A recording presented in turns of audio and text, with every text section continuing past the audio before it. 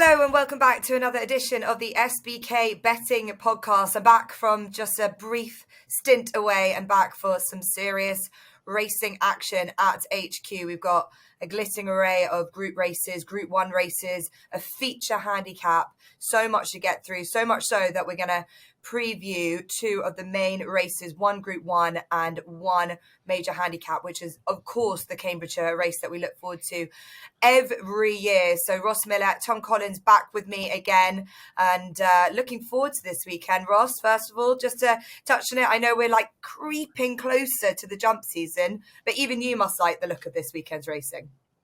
Yeah, plenty of juvenile action, which is the sort of sector I enjoy the most. And I've had a little look at the jumping, but I'm trying really hard to just wait for the jumping to come to me and not go chasing it. I like what you did with that as well. Brilliant. Well, we'll get going. We've got the Middle Park, the Group 1, as the sort of the main feature race for the juveniles. And I just think, looking at it on paper, bar Little Big Bear, this is another absolutely classic renewal with the horses that we've got on offer. A representative from Aidan O'Brien, a representative from Charlie Appleby. But having said all of that, it's Marshman for Carl Burke and Clifford Lee that currently heads the betting around about 9-4, 3-1 for Blackbeard, 9-2 for Mischief Magic, Persian Force 11-2, the Antarctic 9-1. The winner, a one-time winner, Zoology, is 12-1, and the bigger prices for the rest of them. So, TC, I'll start with you first. Marshman at 9-4, right or wrong favourite for this race? I think the right favourite. He ran excellently last time out in the Gimcrack. Prior to that, at Thirsk, he bolted up by 8.5 lengths, posting a sub-11 second sectional in doing so. He looks a real up-and-coming sort for Carl Burke, and generally I consider late September to be the time where you see these late-blooming juveniles come to the fore. Those who were successful early in the season tend to just be fall off or be surpassed by these late bloomers.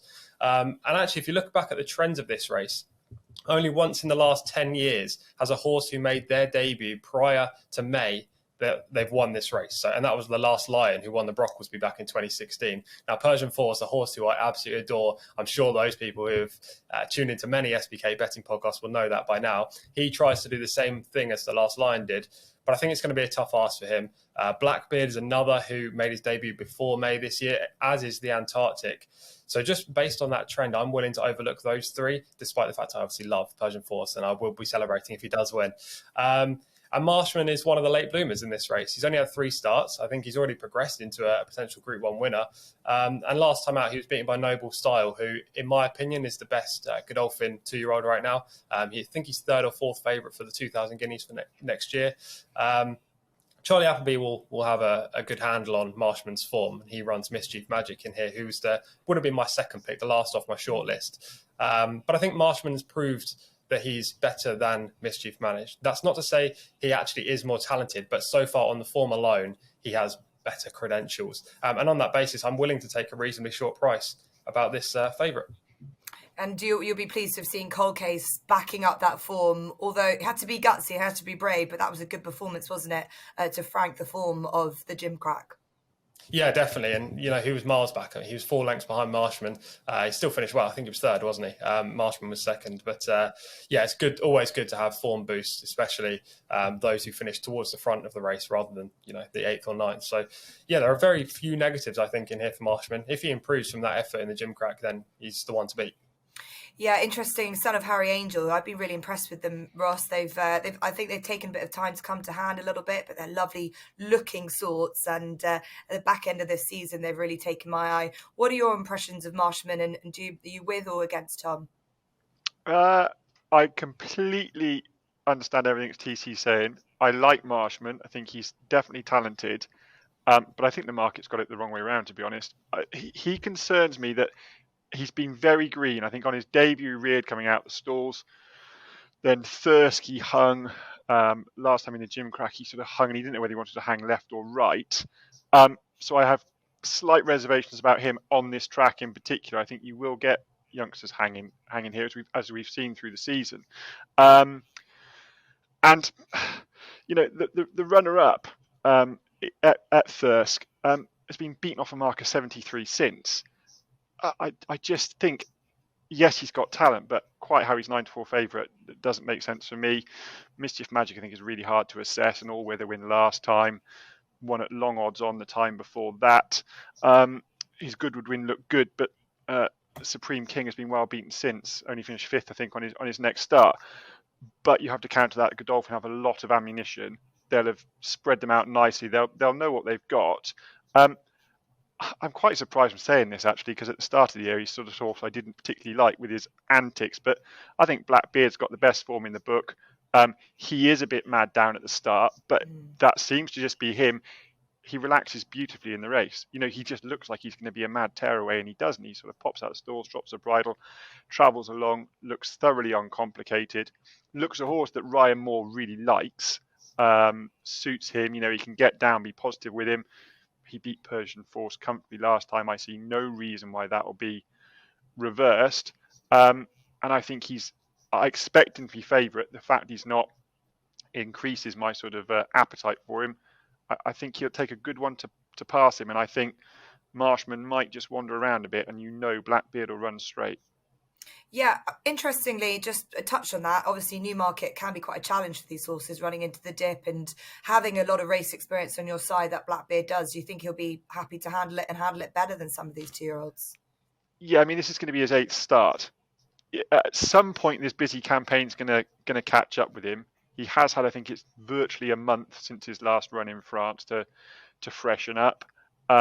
That's a slight niggle at the back of my head, because at some point it will catch up, and you can be the best trainer or the worst trainer. You're only ever going to find out when they actually get on the racetrack and have to go into the red. But yeah, plenty of experience, and I like that against the makeup of this field. The rest of them have perhaps not been to the trenches yet.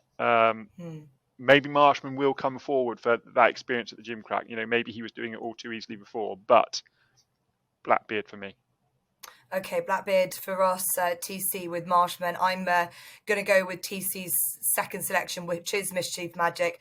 It is a really tricky race, but I feel like Charlie Appleby's juveniles are just improving. It must be incredibly difficult for him to separate them all. He has to take some to Woodbine just to give them all their opportunities, and they still win and they still bolt up.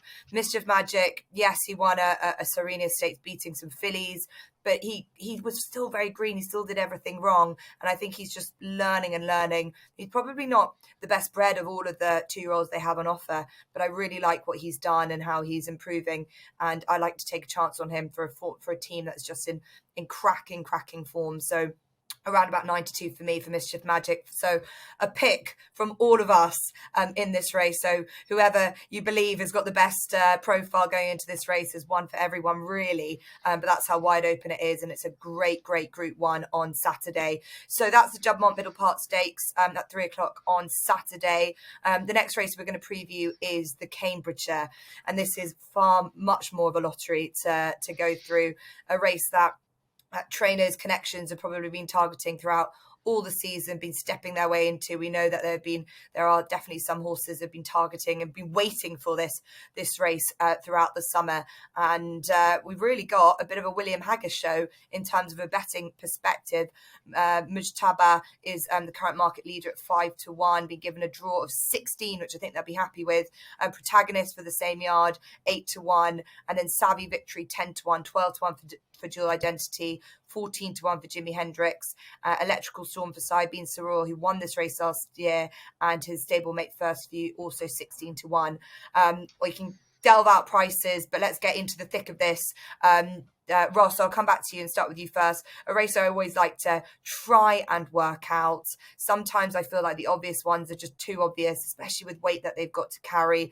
I like to see sometimes a horse that can be held up, but is the draw as important as we have seen it to be, because they've always had to come from at least 20 and above over the last few years? Yeah, you'd think so, but I think that the draws on a number of tracks this summer where it's been so dry have not followed traditional trends. So I've tried as much as possible just to pick the horse I like and, hope they get a bit of luck in running. I think we've seen enough draws that have sort of been reversed on the head. I mean, Royal Ascot, for example, it changed day on day, didn't it? So I think you can waste a bit of energy worrying about where they're drawn and actually just try and hunker down on who you think's well handicapped and suited by the other conditions of the race. So I've come down on two at decent prices. The first one, I think, named after TC, the George Bowie train, Totally Charming. He's been a revelation since he's moved to George, and then got a very poor ride at Royal Ascot in the Royal Hunt Cup. Poor Frankie Dettori had a rotten week. I thought this was a ride that was as poor as any and slightly escaped the microscope. He travelled beautifully down the centre of the track in the Royal Hunt Cup, and then just after 3 furlongs out, inexplicably sort of drifted across to the far rail, in behind a wall of horses. Never really got a run and was pushed out hands and heels to, I think, finish ninth, not beaten all that far. To add salt to the wound, the winner, Dark Shift, came from a position just behind where Totally Charming had raced before drifting right. So he's actually up £1 for that, but he's not run since. Now, I don't know if he's had a problem, whether he's been rested. He was definitely travelling as well as anything approaching 2 furlongs out. Couldn't get the gaps. Frankie perhaps was having a bit of a sulk that week, as we all know, and didn't really make a great effort once the race had gone. He probably could have finished placed. So I think he's still unexposed, albeit off £1 higher mark for finishing ninth, which seems a bit harsh. But George Bowie's had a great season again. He's great at plotting these horses up, and he sort of jumped out at me as being one that's not yet hit the ceiling of his ability yet. And then the other one that sort of taken a while to get going is Kitsune Power. He's finally putting it together. He was a good second at Goodwood behind Ajero, who was just a really well handicapped horse. And then he finally got in front at Beverley last time over 10 furlongs. The fourth has run really well since. I think that race will work out nicely. He drops back a furlong and trip, which perhaps isn't ideal because he does race a bit lazily and does all his good work late on. But they'll make this a test, I think, and he is fitted with first-time cheek pieces, which might just negate that loss of a furlong. He might just race a little bit more exuberantly in the middle part of the race, which is where he sometimes can sort of give himself a bit too much to do. I think he's been a horse they thought plenty of when they first had him. He's just taken a while to get going, and I think he's perhaps now he's had that win, he might just have grasped the idea of things, and he's another one at a decent double-figure price. Yeah, eight on his back as well. Lovely weight. Roger Varian's team just can't do anything wrong. This has also been a model of consistency. I really like the profile of Kitsune Power. Really interesting. Comes out as draw 7. If you are worried about the draw, but Ross definitely isn't. And Totally Charming coming out of stall 15, which I think is just about all right. Tongue-tied fitted for the first time as well, being weighted with. Really interesting insight, I think, with that Frankie Dettori element. One of the rides I hadn't really taken much look at, but yeah, you can look at that back and really think that maybe Frankie, it was just another off day in a race that's just worked out so well as well. So Totally Charming, around about 16-1, as is Kitsune Power. So nice prices for Ross Millar. TC, take me through your thinking for this race. Yeah, well, I'm paying a lot more attention to the draw than Ross is. As you've touched on, each of the last 6 winners have been drawn between stalls 21 and 29. And if you go back through those races, well, the only horse that's run into the top 3 from a single figure draw is Very Talented back in 2016. In my opinion, you want to be drawn high. Now, that's not to say a horse drawn low can't win. If they do, then I just won't be getting any returns because I'll just definitely be playing the high drawn runners. And that stat also encapsulates data from Cambridgeshire's that have been run on good to firm, good and good soft ground. So it's not just the same going that we're looking at there. We've got a whole range, basically the range that we're looking forward to this Saturday, depending on what the weather does on Friday. So yeah, I'm happy to write half the field off. The lone drawn horses, even those drawn 15 or lower. So I've just looked for those drawn high. And there's one at a big price that catches my attention. Mujtaba's at the head of the betting for William Haggas, but William Haggas is just 3 from 37 in the last 2 weeks. And also had a short price favourite beat in the Air Gold Cup. So I don't want to be going for him, despite his good draw and the fact he could be well handicapped. So the selection is going to be Perotto. Now, he's going to be a massive price. I don't know, 25-1, 33-1 for trainer Marcus Tregoning. He's a gelding now, and he hasn't won since winning the 2021 Britannia at Royal Ascot. He's had 11 starts since, and all but 2 of them have been in group or listed races. So he's been pitched at a higher level. He's generally struggled. He's not featured in any of those races. And the last 4 efforts have come in small fields as well, races that have featured 6 or fewer runners, which for a horse who needs a strong gallop, as proven in the Britannia, to come off that strong gallop from out the back, that just wouldn't have suited the last 4 runs. So put a line through all of those efforts. He's now dropped down to a mark of 102, just £3 higher than when he won the Britannia. I love the draw in stall 20. I love the setup of this race. I'm sure he's going to get a fast pace to chase. And the booking of Billy Lee is the thing that was the big tick there. He's never ridden for Marcus Tregonin before. Now, obviously, he's coming over to Newmarket to ride Treasure Trove earlier on the card, I think, in the Cheveley Park. So he's not come over for Perotto, but the fact he's been booked on Perotto is definitely an interesting factor for me. So, I'll take a big price in a race where you can make a case for plenty, but he's drawn well, Jess. Yes, he's drawn well. So we've got the stat man and the anti-stat man. You take your pick this week. I look, Perotto's clearly a classy horse, and they've probably been scratching their heads a little bit with him. But there's definitely something like this in there, like a lot of these horses as well, that have probably been plotted with this campaign. And obviously, the last 2 years we've had 40-1 winners of this race, and actually we've only had a couple of favourites in the last 10 years. So it does pay to look outside of the obvious. So we've got Perotto there for TC, a horse that I think doesn't fit in this draw bias at all, and is under the 15 threshold for TC, is in coming out of 13, but this is Savvy Victory. Ryan Moore jocked up my selection, purely because I think he's been earmarked for this race since he won at Goodwood. He's been nothing but progressive for Sean Woods. He's got a lovely weight on board, and I was hoping that they get a little bit more, a slightly better draw than this. But he's been in taking his plunge in better graded races and holding his own, and I think that this is a proper race which will be set up properly for him. So I like Savvy Victory, horse 15, but I think there's a good case to be made for a lot of them, and I've got a place selection that I'm going to come to after we get to our naps. But before we do that, why don't we get back to TC, the stat man, for a bit of a stat attack. Oh, I love it, Jess. This is one for the Jumps fans. Ross is going to be tuning in now. If you put £1 on every Peter Bowen trained runner at a market raisin in his career, and obviously he's been training for a fair few years, you'd have made a profit of £119.74. Phenomenal level stakes profit out the track, striking at 22% in his career as well. 92 winners in that period. So we've got a big big sample size to go off there. He has 2 runners on Saturday's card at Market Raisin. La Mousse Legend runs in the 3:30. He's an experienced horse, been running over the summer. And he's got a newcomer called Bobcat Fire in the closing bumper at 5:15. I think Bobcat Fire is going to struggle to beat the Milton Harris trainee in that race, but La Mousse Legend could be an interesting play in the 3:30 at a nice price. Brilliant. And by any chance, any of them ridden by one of their sons? Because they're in flying form at the moment as well. I believe Sean's on both, yeah. Brilliant. Well, even better. So Bowen weekend for the Jumps enthusiasts. So thanks TC for our weekly dose of the stat attack. Now we can have a think about our nap of the week. Can be anywhere on Saturday, and we'll also go into our place plays as well. But Ross, over to you for your bet of the week. Well, TC messaged me and said he was a bit worried about getting in trouble for going to the Jumps for the stat. So I said, well, don't worry, TC, I'll go to the Jumps for my nap as well, and they can't get cross with both of us. So the nap comes from the 4:05 at Market Raisin, the Fergal O'Brien train, Castle Gandolfo. He's been a model of consistency over hurdles and on the flat this summer. Good course and distance form when beaten just a neck by Pisgah Pike. He gets a pound pull at the weights, which should be enough. But he's also got the impressive Jack Hogan claiming 7. Not had bags of experience since he's been on these shorts, but I think he rides really well. He's impressed me with what he's done. £7 claim, he's definitely value for that. The ground, the track, the trip should suit. He clearly likes the track. I think he'll go very well.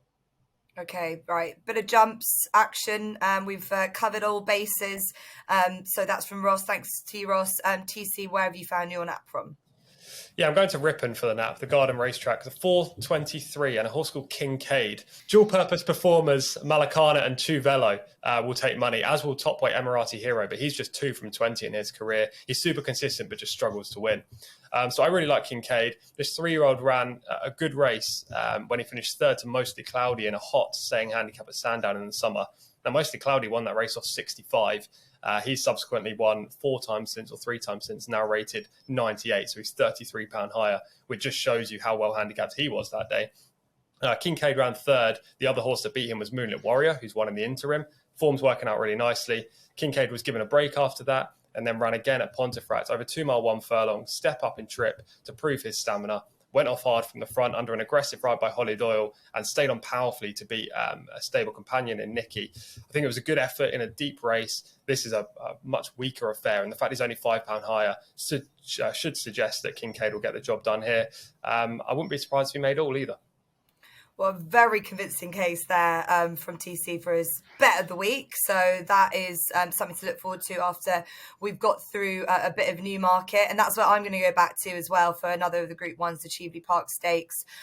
Trillium might be a little bit obvious, but I still think there's at 9-4, that is value for a filly that has beaten the Platinum Queen and beat the Platinum Queen on soft ground. And I actually think she's going to get her perfect conditions on the weekend with a bit of good ground now. She's done nothing wrong.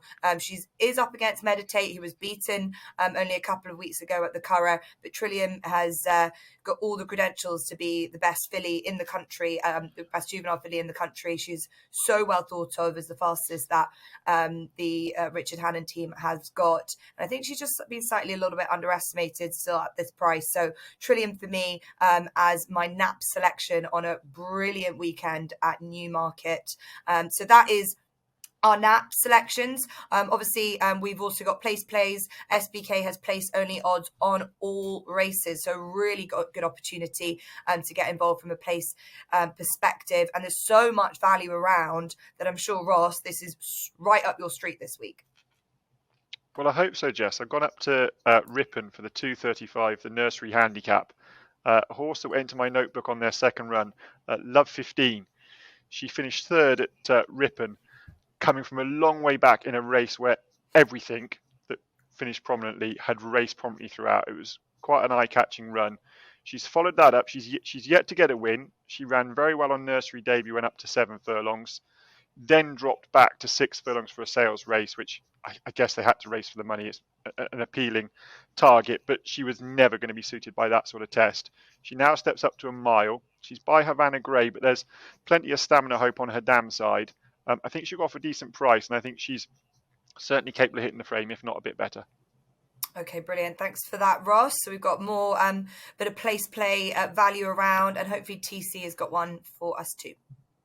Yeah, hopefully. Though I was kind of about to push this as a second nap, which is because I love this horse. I mean, I'm going to the well again on this colt, which is 3 Yorkshiremen in the 250 at Chester. Now, I said, I think it was 2 weeks ago or 3 weeks ago when he last ran, that this horse was my biggest eye catcher coming out of York's Ebor Festival when he finished 10th in the Convivial Maiden after racing against the bias and suffering numerous counts of interference in that race. Stayed on powerfully in the closing stages. He ran at Thirsk in a hot novice event. And in that podcast where we previewed that race, I also mentioned a stat attack where Carl Burke had a first-time starter in the race, who eventually ended up beating 3 Yorkshiremen, which wasn't ideal. 3 Yorkshiremen still ran a really good race back in third. He was soft ground that day. He broke a bit slowly and he was held up, which wasn't ideal because you wanted to kind of be towards the front. Horses out the back just didn't really feature. Nevertheless, he finished, I think, half a length behind Carl Burke's first-time starter, and he was about 6 lengths clear of the 4. So he ran a good race no matter what. Now he goes to Chester in a nursery, which I think is the most interesting part of this. He gets to run off a handicap mark of 77, which I think is perfectly lenient given what he's done to date. I don't think the handicap will watch back the Convivial Maiden because he looked a lot better than the horse rated 77 that day. He's drawn nicely in stall 3. Now, there's no guarantee he's going to handle the turns or the topography of Chester, which is the one question mark on why he's the place play and not the best bet of the week. But I think he's going to run an excellent race against horses that, are more proven. Potentially they're winners as well. So they're going to take more money, and 3 Yorkshiremen might be overlooked in the market. Okay, so keeping our faith in 3 Yorkshiremen for TC, not giving up on him yet at all. So another favourite from TC runs this weekend, and a good bit of place value, we hope, as well. My place selection, I nearly could have chosen as my selection for the Cambridgeshire itself, and this is Brilliant Light, 1 of 4 for Saibin Surah in the Cambridgeshire. I think he's really targeted this race, a race he won last year. He hasn't been running a huge amount of horses, but he's really placing them well when he does. He's running at an extremely impressive strike rate at the moment. Brilliant Light, drawn in 23. You can forgive him for his last run. They went no gallop at Yarmouth. I think he was very unlucky at Goodwood the time before, where he was repeatedly short of room. The only question mark is that he actually is stepping down and trip. He's never run over 1 mile, 1 furlong. But I think he's a horse that if they go a good clip, which I imagine they will do, he'll be really suited by the pace of the race. And Dougie Costello on board, and he's around 25 to 1, which is a good price indeed for the trainer who won this last year. So that is it. Plenty on this weekend. Really, I know that we have in the past said that some of the Saturday racing has lacked a bit of competitiveness, has lacked a little bit of oomph, but this weekend really has got everything that we were looking for from a betting perspective. So make sure to bet with SBK. A reminder that new SBK customers can get £30 in free bets by depositing £10. Don't forget to subscribe to whatever podcast channel you listen to at this stage. It could be YouTube, it could be Spotify, whatever it is. And make sure to also have a listen to our podcast content as well as SBK ambassador content too. So thank you as ever to TC and to Ross, and we will see you next week.